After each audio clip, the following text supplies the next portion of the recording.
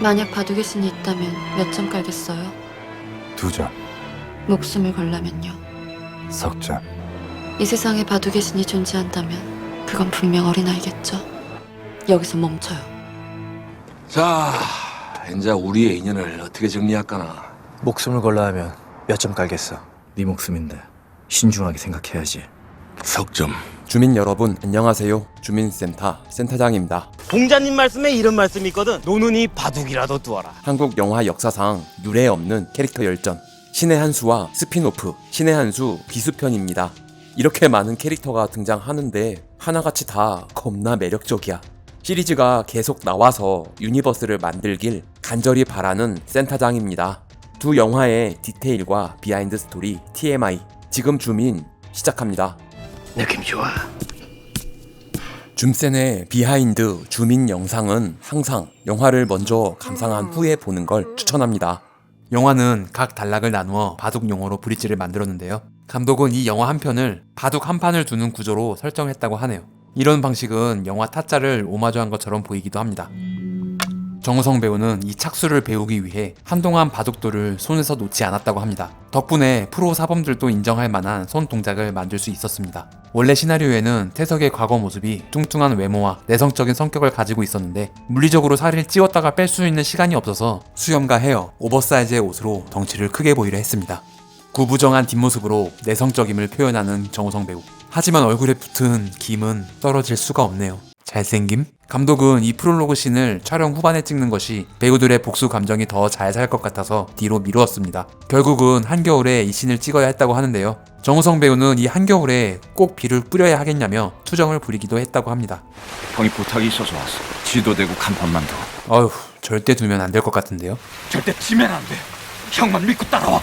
절대 믿으면 안 될 것 같은데. 더우면 옷 좀 벗고 하시지. 원래 여름 멋쟁이가 더워 죽는 법. 나는 겨울 멋쟁이라서. 악당 무리들이 너무 비열하지만은 않게 보이기 위해 잘생긴 최신혁 배우를 캐스팅했다고 합니다. 이곳은 세트가 아닌 실제 도로변의 기원과 그 위층에 있는 공장을 대여한 후 세팅을 다시 해서 촬영했습니다. 이곳은 세트와 현장을 오가며 촬영했다고 합니다. 영색이 신선 노름인데 에티켓이 있어야지. 서로 사기를 치고 있는 건데 둘 다 나쁜 놈들 아닌가? 심지어 준비한 돈도 가짜 돈. 여름 멋쟁이 칼 맞아 뒤지네. 형을 죽였다는 누명을 쓰고 수감이 된 태석. 대마가 죽었네. 대마는 쉽게 죽지 않습니다. 될 놈 되리라고 했던가? 태석의 주변엔 항상 바둑을 두는 사람들이 있네요. 이곳은 한국 영화의 교도소 장면을 거의 다 찍는다는 익산의 교도소 세트입니다. 졌다. 나한테 개김제. 독방 한 달. 이곳에서 생각지도 못한 귀인, 아니 귀수를 만나게 됩니다. 벽을 사이에 두고 얼굴도 모른 채 바둑을 두는데 도저히 이길 수가 없는 태석. 이름이라도 합시다. 관철동에 주님을 찾으라는 의문의 바둑고수. 그래서 만나게 된 주님은 그 남자에 대해 이렇게 이야기합니다. 그 사람이 바둑을 둔 독방엔 분필 자국이 전혀 없었습니다. 암흑바둑엔 맹기를 뒀단 말입니까? 귀신의 수를 쓴다고 해서 귀수라고 부른다더군. 이 영화의 최대 미스터리로 남은 귀수의 존재입니다. 영화 끝까지 귀수는 등장을 하지 않는데요. 개봉 당시에는 주님과 태석의 상상 속의 인물이 아닐까 하는 의견이 있기도 했는데 2019년에 스피노프작 신의 한 수 기수편이 개봉을 하면서 귀수에 대한 궁금증이 조금 풀리나 했지만 관객의 갈증을 풀어주기에는 조금 아쉬움을 남기기도 했습니다. 근데 그들 이제 우리 어디로 가? 부산으로 가자. 그 부산에 있다는 귀수는 바로 이런 사람입니다. 귀신의 수를 쓰는 귀수. 바둑의 신이 있다면 아마 너처럼 둘 것 같다. 그럼 귀수의 탄생에 대한 이야기, 귀수편도 주민해 볼까요? 기대되네. 이 첫 장면이 이 영화의 첫 촬영입니다. 성북동에 있는 전원주택에서 찍었습니다. 사실 이 장면 전에 원래 예정된 첫 장면은 따로 있었습니다. 비 오는 날 돈은 다 잃고 차까지 잃은 아버지가 기찻길에서 삶을 마감하는 이 장면이 있었는데 불량상의 이유로 삭제가 됐다고 하네요. 바둑 한 판 둘 수 있을까요? 어린 귀수 역을 맡은 박상훈 군은 실제로 이 영화의 배우들 중에 가장 바둑을 잘 두는 사람이라고 합니다. 또한 마치 성인 배우처럼 디테일한 디렉션을 다 소화해내고 빠른 시간에 집중을 너무 잘해줘서 감독은 아이지만 감사함을 전했습니다. 이런 기가 막힌 타이밍에 눈물 한 방울을 딱 흘리는 것까지 해내는 연기의 달인 박상훈 배우. 촬영을 하는 동안 변성기가 와서 후시 녹음을 못하는 상황이 생기기도 했다고 하네요. 이 바둑돌은 실제 옥으로 만든 비싼 바둑돌이라고 합니다. 캐릭터에 맞게 바둑돌에도 컨셉을 다르게 했습니다. 특히 장성무당의 바둑돌은 하나하나 무슨 광물을 깎아서 만들었다는데 한 알에 2-3만원 정도 한다고 하네요. 자세히 보면 투명도가 좀 다른데 좀 더 느낌 있는 판을 만들기 위해 각자 다른 광물을 깎아서 만든 것입니다. 허일도는 뭐 그냥 작은 돌멩이를 사용합니다. 전편과 마찬가지로 켈리를 활용해 작은 제목을 만들었습니다. 바둑에서 상면은 공격을 뜻하고 하면은 방어를 뜻한다고 하는데 냉혹한 현실에 스스로 뛰어든 어린 귀수는 과감하게 공격을 선택한다는 의미를 부여했습니다.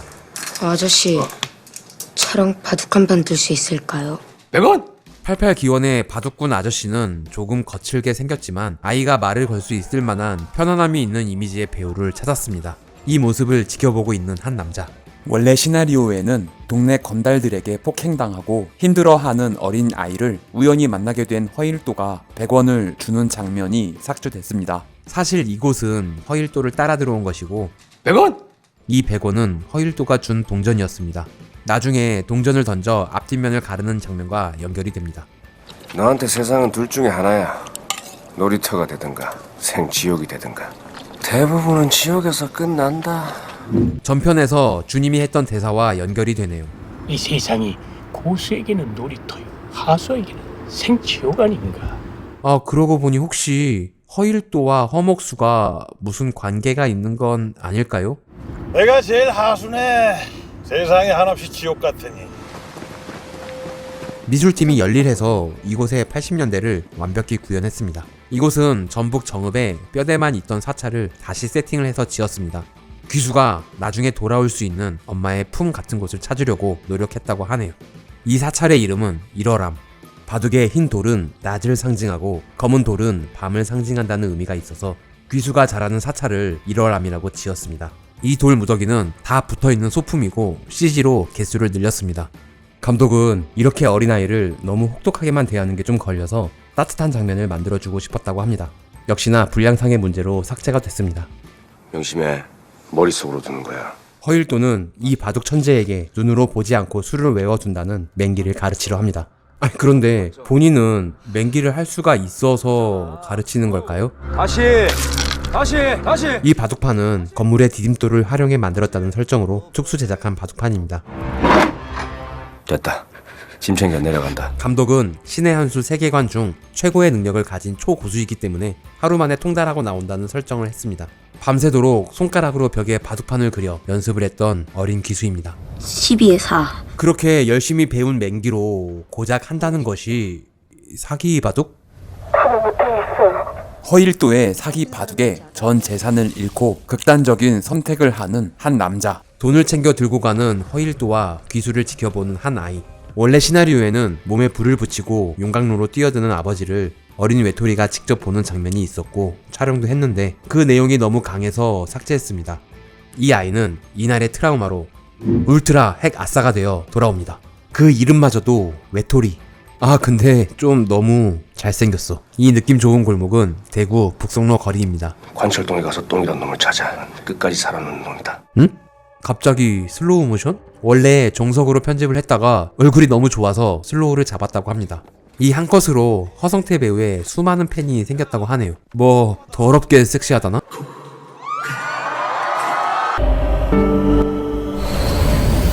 이 타이틀 시퀀스는 새사기 일국이라고 인생이 한 판의 바둑판 같다는 의미를 담아 바둑판을 배경으로 인물들을 소개했습니다. 허일도에게 맹기를 배우던 일어람에서 뭔가 바둑을 연마하는 귀수. 이 발을 묶은 밧줄의 의미는 어린 시절엔 스스로 목숨을 끊으려 했던 밧줄인데 이제는 이 밧줄을 활용해서 더 살기 위해 죽을 힘을 다해 수련을 한다는 설정입니다. 배에도 바둑판이 있네요. 감독은 세계관 최고 고수인 귀수를 표현하기 위해 권상우 배우를 캐스팅했고 권상우 배우는 그렇잖아도 좋은 몸인데 영화를 위해 더 혹독하게 촬영 전날은 물도 안 마시며 운동을 했다고 합니다. 싸움을 가르쳐 주십시오. 한편 독방에서 나온 태석은 조폭들에게 싸움을 제대로 배웁니다. 뭐 워낙에 피지컬이 되니까 싸움에도 고수가 되어버린 태석. 실제로 액션 배우의 피지컬을 가지고 있는 정우성 배우. 바로 자세가 나오니까 이 격투씬을 4시간 만에 후딱 찍어버렸다고 하네요. 감옥에서 싸움 실력과 돈까지 얻어 나온 태석. 감독이 미술팀에게 제일 좋은 차에 100억 정도를 넣어달라고 주문을 했더니 돈을 이렇게 많이 만들어 왔다고 합니다. 태석의 아지트는 인천에 있는 폐교회 건물을 섭외해서 세팅에 촬영했다고 합니다. 아무리 안 쓰는 건물이라지만 으스스한 게 구조나 설비가 평범한 교회는 아니었던 것 같다고 하네요. 실제 인력사무소 공간을 찾아서 세팅했습니다. 장소 섭외는 수월했는데 이 동네에 실제로 좀 험한 사람들이 많아서 돈을 많이 뜯기기도 했다고 하네요. 시간 10분. 10분은 불가능한데. 이 패드의 사활 문제들은 실제 프로 사범들도 1시간 안에 다 풀기 힘든 문제들을 준비했습니다. 이 힘든 문제들을 아이가 10분 만에 풀었다는 설정입니다. 성장 부마이더와 이 정말 중국인 같으신 분은 사실 한국인입니다. 영화 도둑들에서도 가짜 외형 역을 맡으신 김주명 배우입니다. 수야 올리시 워커 살수를 너무 호구로 본 중국 상인들. 감독은 이범수 배우가 다시 올라갈 때 발 뒤꿈치를 들고 사뿐사뿐 가는 모습을 보고 살인을 하러 가는 게 신나서 가는 것 같은 정말 악마적인 느낌이 전해져서 너무 좋았다고 합니다. 살수의 도박장이 수산시장 위층에 있다는 컨셉은 현금 부자들이 많은 곳이기도 하고 도박장 같은 은밀한 곳이 우리가 살아가는 이 공간에 함께 존재한다는 느낌으로 잡았습니다. 그런 의미로 꽁수의 주 활동 무대는 세운상가, 주님은 관철동, 배꼽은 강남의 마작바로 설정을 해서 실제 장소를 로케이션에 촬영을 했습니다. 이곳이 처음 등장할 때 관객들이 더 낯선 느낌이 들도록 평범하지 않은 도박장 직원부터 먼저 등장을 시켰습니다. 컨셉 지랄맞게 잡았다. 도박장에서 납작 엎드려 돈을 버는 하수도 있다는 느낌으로 꼽추로 설정을 했다고 하네요. 어차피 우리 같은 하수들이야 납작 기면서 살아야지. 남자들이 득실되는 이 살벌한 곳에 센 여성도 일을 하고 있으면 좋을 것 같아서 역공지 역에 이용녀 배우를 캐스팅했습니다. 캐릭터가 하나같이 전부 다 영화적인데요. 공간과 인물을 묘사할 때 극적이지 않으면 오히려 사실적인 느낌이 떨어질 것 같아서 의상과 헤어까지 극적인 느낌을 주도록 세팅했습니다. 계획을 실행하기 전 형의 집을 찾아간 태석. 이곳은 세트가 아닌 실제 이런 연립주택에 2평 반 정도의 방을 빌려서 촬영했습니다. 태석의 조카 역은 정우성 배우의 눈매를 닮은 아역을 찾다가 유재상 아역 배우를 캐스팅했습니다. 이 씬은 정말 더운 날 너무 오래 찍다 보니 아역 배우의 목소리가 갈라져서 죽었어요. 감독은 오히려 허스키한 느낌이 더 좋았다고 하네요. 정말 삼촌 맞아요? 누울게. 아휴 그냥 요구르트만 먹고 있을 뿐인데도 야비함이 느껴지는 아다리. 아다리 역은 악역 전문 정혜균 배우가 맡았습니다. 실제 성격은 얌전하고 여성적이며 정말 여린 성격이시라고 하네요. 나한테 닭밥 먹기를 하세요. 이 눈물은 실제로 너무 아파서 눈물이 난 것이라고 합니다. 너 뭐냐고! 정혜균 배우는 이 씬을 찍고 이틀을 알아 누웠다고 합니다. 안경알을 손으로 깨는 건 원래 콘티에 없었는데 아다리는 지능이 조금 딸리니 그냥은 기억을 못할 것 같다고 정우성 배우가 현장에서 만든 설정입니다. 세상에서 제일 살벌한 딱밤 때리기를 시전합니다. 보통 악역들은 이쯤 되면 살려달라고 할 텐데 감독은 목숨이 위험해도 반성 따위 하지 않는다는 설정을 했습니다. 이제부터 범죄 영화의 전형적인 클리셰로 동료를 모으기 시작하는 태석입니다. 첫 번째 동료, 조용할래야 할 수가 없는 캐릭터 꽁수 등장. 이곳은 세운상가 안에 실제 한 상점입니다. 당신 누구신데요? 이 앵글은 와이어를 달고 찍은 후 CG로 지웠습니다. 와이어를 달고 있긴 하지만 김인권 배우는 무서울 수밖에 없고 정우성 배우도 사실은 잡아주면서 연기를 해야 하기 때문에 나름 힘든 촬영이었다고 하네요. 네 몫으로 절반 줄게. 30억. 맥주를 들고 있을 뿐인데 맥주 광고를 만들어버리는 비주얼. 두 번째 동료는 귀수의 소개로 알게 된 관철동의 주님. 북적이는 곳을 만들기 위해 근처 경로당을 섭외해 실제 어르신 100분 정도를 모셔왔습니다. 그런데 통제가 전혀 안 돼서 힘들었다고 하네요. 주님 만나러 가세요. 원래 주님의 캐릭터 이름은 그냥 영감이었습니다. 감독은 좀 더 고수 같은 느낌이 나면 좋겠다고 생각하고 술을 좋아하니까 주님으로 이름을 바꿨습니다. 별명이 왜 주님인지 알겠네. 아우 지자스. 따님인 것 같습니다. 이곳은 충정로의 철길 떡볶이입니다. 오랜만일세. 세 번째 동료, 고물상을 운영하는 허목수 등장. 이 손은 이렇게 찍은 후 CG 처리한 것입니다. 내기꾼들은 끝이 안 좋죠. 주님과 허목수도 살수 패거리와 안 좋은 과거를 갖고 있는 듯한 대사입니다. 과거 살수에게 눈과 팔을 잃은 것이 아닌가 하는 의견이 있지만 영화에선 설명을 하고 있지 않습니다. 가데스파의 마담 권은정. 바둑판에 꽂힌 화점을 배꼽이라고 부르지. 살수의 여자로 보이는 배꼽의 얼굴을 보더니 태석이 직접 접근을 하려 합니다. 이곳은 청담동에 있는 실제 바를 섭외해서 세팅을 새로 했습니다. 바 사장님이 촬영 이후 이 세팅을 그대로 놔둬달라고 부탁을 해서 그대로 두고 철수했다고 하네요. 마작패를 자동으로 섞어주고 이렇게 올라오는 이 테이블은 당시 우리나라에 딱 한 대밖에 없는 기계를 섭외했다고 합니다. 터가구리네 터가구리. 여기도 터가 안 좋아요. 적진에 투입해서 진상 호구짓을 하는 꽁수. 감독은 김인권 배우에게 개인기 퍼레이드를 준비해 오라는 주문을 했습니다. 이 장면은 영화 투캅스의 안성기 배우를 오마주한 것입니다.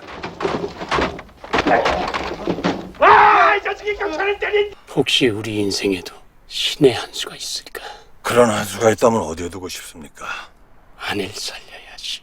자네 팔도 돌려주고. 감독은 명대사가 펼쳐지는 이 장면이 정말 힘있고 깊은 장면이길 원했습니다. 이 장면 때문에 안성기 배우를 어렵게 캐스팅했다고 하네요. 프로그램을 만들고 있습니다. 컴퓨터가 인간을 상대로 바둑에서 이길 수 있는. 그 컴퓨터가 바둑까지 사람을 이기면 어떡해? 2016년 알파고와 이세돌의 대국이 있기 전인 2014년 이 영화가 개봉할 때만 해도 컴퓨터가 바둑으로는 사람을 이기지 못하던 시절이었습니다. 체스나 다른 게임은 다 이겨도 바둑만은 사람이 이겼다고 하네요. 게임 중간중간에 살수의 기회를 가로채고 태석이 이길 수 있도록 도와주는 백호. 심리적으로 태석의 편으로 넘어간 모습을 보여줍니다. 죽어가는 애미 살려줬더니 벌써 계약을 잊었나? 이범수 배우는 촬영 전에 20시간 동안 온몸에 문신을 그렸다고 합니다. 그리다가 누우면 문신이 또 지워져서 20시간을 그냥 서 있었다고 합니다. 우리 지자스 수가 어마어마해. 감독은 꽁수와 주님이 마치 부자와 같은 느낌이길 원해서 꽁수가 계속 주님에게 장난을 치는 느낌을 설정했습니다. 이 팀이 돈에 환장하는 악독한 사람들이 아닌 사람 냄새 나는 진짜 동료들로 보이길 원했다고 합니다. 잘 자란 귀수 역시 동료를 만나러 갑니다. 허일도가 만나라고 추천했던 관철동의 똥. 홍성, 오소리, 안동, 강고등어, 해남, 은갈치가 좀 무리고. 본인은 진지한데 그냥 그 자체가 웃기는 건 김희원 배우 주특기인 것 같네요. 웃겨. 그런데도 김희원 배우는 이 역할이 본인에게 맞지 않는다고 처음엔 캐스팅을 거절했다고 합니다. 감독이 4개월 동안 쫓아다니면서 졸랐다고 하네요. 왔고 좋네. 실제로 바둑 용어에 쓸모없는 돌을 똥이라고 한다고 합니다. 이 씬 다음에 기력을 테스트하는 장면이 있었는데 빠른 전개를 위해 과감히 삭제했습니다. 저기 똥차 똥 선생이 모는 차는 사실 홍마담에게 빌린 것입니다. 홍마담에게 차 좀 빌려달라고 하는 장면이 삭제됐습니다. 이 차에 쓰여있는 레퀴엠은 진홍곡을 의미하는데 누나의 안식을 기리는 진홍곡이라는 감독의 숨은 의도입니다. 차 유리에 묻어있는 건 실제로 새똥을 맞은 것입니다. CG팀에서 지우려고 하는 걸 감독이 그냥 놔두라고 했다고 하네요. 이곳은 부산입니다. 저 돈 나눌 필요 없어. 다 가져. 그건 그래, 그렇게 해. 아, 역시 김희원. 너무 좋아. 가방에 손을 바꿔드는 건 권상우 배우가 즉흥적으로 한 연기입니다. 그걸 또 이렇게 받아주는 김희원 배우. 캐릭터에 몰입한 김희원 배우가 자신도 모르게 나온 리액션인데 감독은 씬이 살아있는 것 같아서 이 장면을 제일 좋아한다고 합니다. 귀신 나오게 생겼네. 아니, 왜 칼을 갈고 있는 거지? 그놈 손모가지 찾으러 왔은 거구가 저놈 옆에 있어. 손을 뺏겼다고 하더니 진짜로 손을 가지고 있어. 진놈은 알아서 자르자고. 아니, 바둑을 그냥 두면 되지. 왜 손모가지 못 잘라서 안 달드린 거지? 그러고 보니 1편의 호목수도 손이 없었는데 혹시 이 둘은 같은 색의 바둑돌로 두는 일색 바둑을 둡니다. 중국 고대 신화에 귀신을 잡는 도사 같은 사람이 어느 날 귀신을 잡았는데 이놈이 바둑을 또 둘 줄 알아서 바둑을 이기면 놓아주겠다고 하고 같은 색의 돌로 바둑을 두었다는 이야기를 모티브로 따왔습니다. 실제로 일색 바둑은 바둑 프로들이 이벤트성으로 하기도 한다고 하네요. 이제부터는 고개를 안 드는 것이 좋을 거예요. 바둑돌을 통해서 과거를 보고 상대방의 멘탈을 흔들어버리는 장성무당. 이 장면은 편집할 때 너무 무섭게 나와서 좀 더 무섭지 않게 하려고 편집 수정을 여러 번 했다고 합니다. 감독은 오디션을 보러 온 원현준 배우와 대화 몇 마디 나눈 걸로 눈빛 속에 괴물이 들어있다는 것을 파악하고 오디션을 보지 않고 캐스팅했다고 합니다. 그러지 마라. 겁나 무서워. 이 장면은 수연 역을 맡은 신수연 배우를 옆에 두고 찍었는데 너무 직접적인 것 같아서 그 컷은 삭제했습니다. 걔가 누가 이겼는지 어떻게 알아 저거. 이 대사는 김희원 배우가 현장에서 만든 대사입니다. 소름. 이 팔들은 모두 스텝들입니다. 귀수가 떠난 일어람을 찾은 외톨이. 우도환 배우는 이번 영화에 메이크업을 전혀 하지 않았다고 합니다. 이게 메이크업을 하지 않은 얼굴이랍니다. 비뚤어질 대로 비뚤어진 외톨이는 돈 잃었다고 극단적인 선택을 한 무책임한 아버지를 탓하는 대신에 돈을 딴 사람들에게 복수를 하는 것을 선택했습니다. 아버지가 몸을 던진 용광로의 센 물로 이런 기계를 만들어서 늘 아버지와 함께 다닌다고 생각한다는 설정입니다. 어우, 진짜 좀 이상하게 자랐네요. 이러지 말고 그냥 공대를 갔으면 성공했을 것. 이 철제 바둑판은 실제로 액체가 뿜어져 나오게 설계를 했는데 제작비가 무려 1,800만원이라고 합니다. 우도한 배우가 개인적으로 소장을 하고 싶었지만 차마 달라는 말을 못했다고 하네요. 소년의 얼굴에 기름이 튄 후 외톨이가 불을 붙이고 지켜보는 장면을 역시나 너무 잔인해서 삭제했습니다. 안녕하십니까 형님. 와, 씨, 미쳤나? 과거 어린 아이를 죽이려 하던 놈이 청소년 선도위원장을 하고 있네요. 만날 때마다 행님 동갑끼리. 희원이 형이 71년생으로 6살이나 더 많습니다. 희원 형님이 연기 톤을 다 잡고 성태형의 연기까지 리드해줬다고 하네요. 사과를 가로로 쪼개버리는 괴력의 잡초. 미리 잘라놓은 사과입니다. 이것은 허성태 배우가 그냥 한번 줘본 애드리브인데 그걸 또 먹으며 받아주는 김희원 배우입니다. 오랜만이네. 허일도를 죽인 갈고리 눈을 다시 만났습니다. 복수의 감정을 차갑게 표현하는 귀수. 말 그대로 면상을 아스팔트에 갈아버립니다. 이 장면은 금속판을 얼굴에 대고 촬영한 것입니다. 이 씬의 액션은 두 배우가 이렇게 합을 열심히 맞추고 거의 직접 연기를 했습니다. 권상우 배우야 뭐 누구나 다 아는 액션 배우지만 네가 그렇게 싸움을 잘해? 감독은 홍기준 배우가 이렇게 액션을 잘할 줄은 몰랐었다고 하네요. 밟히면서 자라야 그게 잡초다. 오, 악역이긴 하지만 그래도 정정당당한 부산 잡초입니다. 그런 면에선 허일도보다 낫다고 생각하는 건 나뿐인가? 이때 갑자기 등장한 수희. 담배는 좀 직접 사지. 수희의 캐릭터는 거친 남자들 사이에서 전혀 기죽지 않는 캐릭터를 만들기 위해 오디션을 정말 많이 보고 주서은 배우를 뽑아서 정말 공들여 만든 캐릭터라고 합니다. 전라에 노출 연기까지 했다고 하는데요. 런닝타임의 압박으로 분량이 많이 줄었다고 합니다. 15세 관람가인 이유도 있는 것 같은데 정말 아쉽네요. 지옥에 나가라. 하지만 이 짧은 순간에 존재감만은 확실히 드러냈습니다. 이후에 영화 히트맨에서 권상우 배우와 다시 만나기도 했습니다. 이제야 착착 퍼즐이 들어맞는구만. 초조한 부산 잡초. 이 땀은 조명 때문에 너무 더워서 실제로 흘린 땀입니다. 이제 우리의 인연을 어떻게 정리할까나. 이곳은 경남 진해입니다. 목숨을 걸라 하면 몇 점 깔겠어? 석점. 뭐 좀 봐달란 말을 이렇게 살벌하게 해. 이 대사는 전편의 대사와 연결이 됩니다. 만약 바둑의 신이 있다면 몇 점 깔겠어요? 2점, 목숨을 걸라면요? 석점. 가자고. 이 우산을 던지는 건 허성태 배우가 그냥 한번 던져본 애드리브였는데 감독이 그걸 보고 좋아서 한 번 더 찍으려고 했다고 합니다. 그런데 자세히 보면 이때 우산이 부러져서 다시 못 찍고 이 컷을 사용했습니다.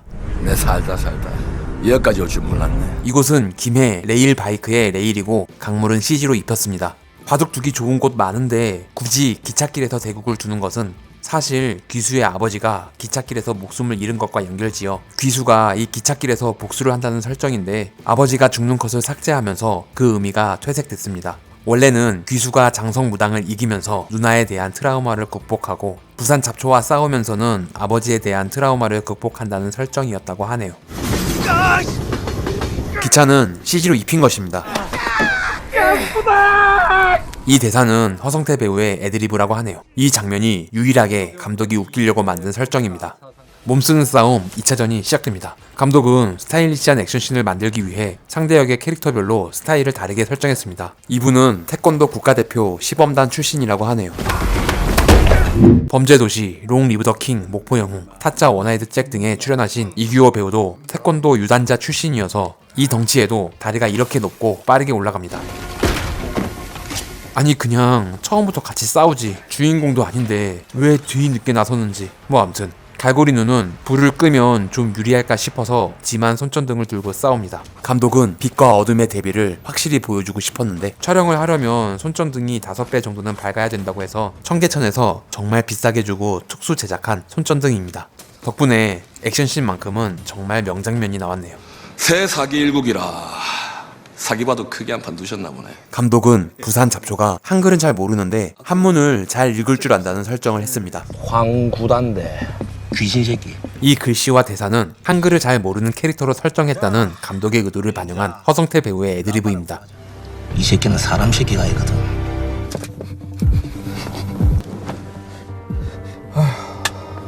잡초가 똥 선생을 만난 이후로 후르츠를 들고 다닌다는 설정입니다. 후르츠 사왔습니다. 이 장면을 찍을 때 김희원 배우는 힘들어 죽겠는데 감독을 포함한 모든 스태프들은 웃음을 참느라 힘들었다고 합니다. 그렇네요. 영화로 보는 저도 이렇게 웃긴데요.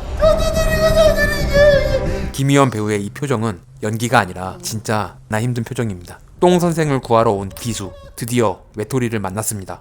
뜨거운 거 싫어하면 부지런히 사서 올리면 돼. 전작에선 냉동 창고에서 피 터지게 싸우더니 이번엔 용광로 옆에서 싸우네요. 화상을 입은 외톨이는 불타는 복수심을 진짜 화염으로 이미지화해서 나타냅니다. 감독은 활활 타오르는 외톨이와 차가운 귀수의 이미지가 충돌하는 느낌을 원하고 연출했다고 합니다. 네, 이럴 줄 알았다. 결국 몸싸움으로 이어지고 불을 좋아하던 외톨이는 본인도 불길 속으로 사라지고 맙니다. 개봉 당시 죽었느냐 살았느냐 여러 의견이 있었는데 영화에서 삭제된 엔딩 컷을 보면 살아있을 것 같은데요. 제가 이런 일 합니다. 이 컨테이너 내부는 세트를 지어 찍었습니다. 꽁수가 사기 바둑을 두는 공간이 좀 새롭기를 원해서 콘티를 짤 때 트레일러를 생각했다고 하네요. 발바닥에 전기 신호로 사기 바둑을 두는 건 영화적 상상으로 만든 설정입니다. 그런데 실제로 있을 법도 하긴 하네요. 오래간만이군, 훈수꾼 녀석. 아니, 이럴 거면 그냥 처음부터 이 두 사람이 직접 바둑을 두면 안 되는 걸까요? 아니, 사기든 뭐든 졌다고 칼을 들어? 이러면 바둑을 두는 게 의미가 있긴 한 건가? 난 애초에 주먹수로 왔어. 이렇게 기럭지 긴 두 배우가 부딪히는 시원시원한 액션. 최진혁 배우는 액션을 해본 적이 거의 없는 액션 초보였는데 정우성 배우가 잘 리드를 해서 이런 씬을 만들었습니다. 실제로도 최진혁 배우에게 정우성 선배의 조언이 액션 연기에 큰 도움이 됐다고 하네요. 굳이 냉동창고에 들어가서 한 번 더 겨루는 큰돌과 선수. 추우니까 속기로 하지.